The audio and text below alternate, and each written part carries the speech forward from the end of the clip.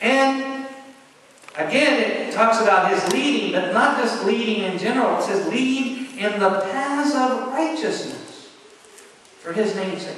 The Good Shepherd doesn't want us to just be happy, doesn't want us to just be content, but wants us to be righteous.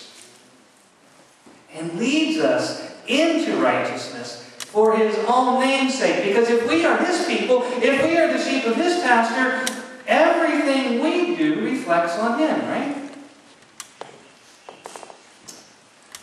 If you could imagine, a group of shepherds getting together and talking, what kind of thing would they say about a shepherd whose sheep were all over the place?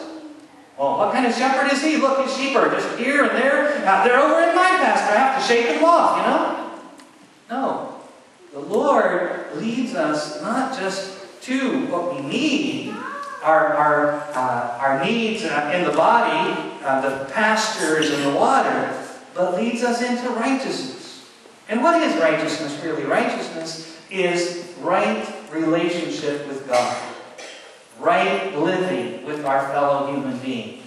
Those two commandments. Jesus said, love God, love your neighbor, right? So righteousness is best understood as right relationship with God and right relationship with your neighbor. The Good Shepherd isn't done though yet. The psalmist, David, says, even when I walk through the valley of the shadow of death, in the darkest places, when I'm facing my own mortality or the mortality of someone I love,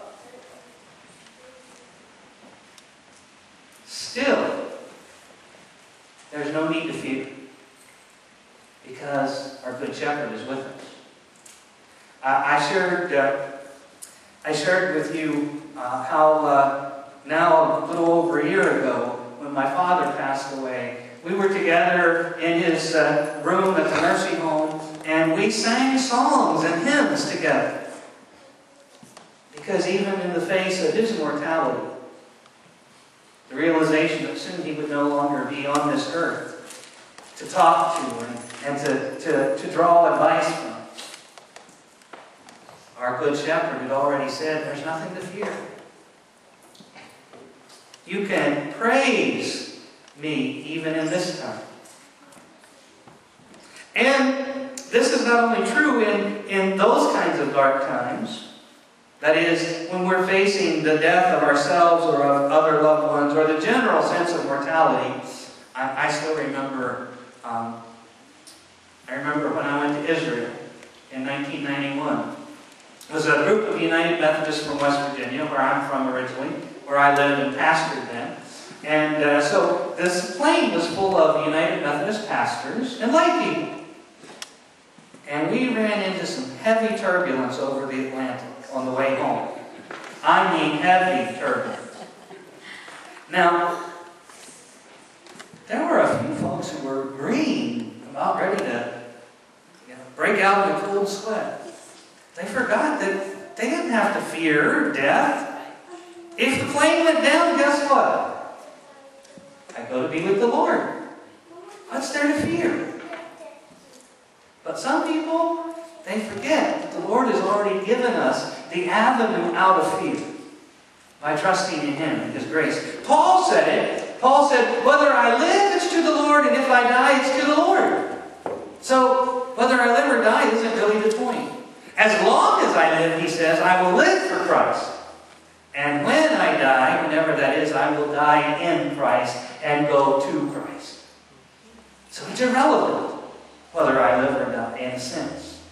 There's no need to fear. And that fear is not only a fear of death, but we don't need to fear evil either. You know the real problem with evil, don't you? The real problem with evil is that when it affects us or those we love, we're out of control. And the greatest fear of all is the fear of the unknown, not being in control. Yet the truth is, we're never in control. Who's really in control? Who's really in control? God, that's right. And if God is really in control, then whatever happens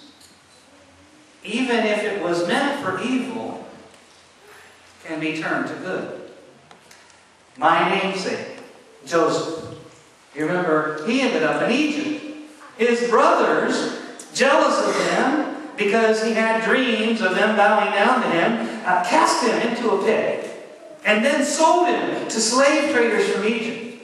And he was carried away, and while he was in Egypt, he was imprisoned because he was falsely accused by Potiphar's wife. But eventually, because God blessed him and God used him, he was raised up to a level of power and privilege. And then, at the time of exile, that was interesting. And then at the time of exile, his brothers come to him, not knowing it's him. And you know what he eventually said? When they found out, of course, they were afraid he would take revenge. And he said, "Oh, don't worry. You meant it for evil, but God meant it for good." So, our Good Shepherd helps us to understand that when we follow our Good Shepherd, when we live in the protection of our Good Shepherd, when we allow our Good Shepherd to be our source of everything, we don't need to be afraid of anything. I actually know stories. It's scary when you think about it, but I know stories of people who've actually been hostages or been, the victim of muggings and things like that, who have actually witnessed to the person who was going to attack them and converted them. Now, that doesn't mean you want to rush out and try to be a victim. But don't allow a situation to take away your sense of what God can do. And then we're reminded that our shepherd allows us to be tested. Now, notice the way I said that. It's very important the way I said that. I didn't say our Good Shepherd tests us. I said he allows us to be tested. He prepares a table for us in the presence of enemies. Now, that's a two-pronged thing. Again, he's providing. He's preparing a table for us, right? That's a good thing. Which of us doesn't like to come in to a prepared table? Right? I love a prepared table. If I have to prepare my own table, I'll probably end up ordering something to be delivered. But he prepares us a table. The fact that there are enemies around us sounds like a bad thing. We were just talking about this, actually, at the Bible study on Staten Island just 2 nights ago. Until your faith is tested, until you're challenged, how do you know whether it's genuine? So when the table's prepared in the presence of enemies, we have an opportunity then to pass the test, to see that it's not just easy talk because life has been good, but that it's genuine and it's deep and it really works, even when we're faced by enemies. This Good Shepherd also anoints us. What does it mean to be anointed? I could use another word. Blessed. Our Good Shepherd blesses us. In fact, the blessings are so abundant that our cup can't hold them. My cup runs over.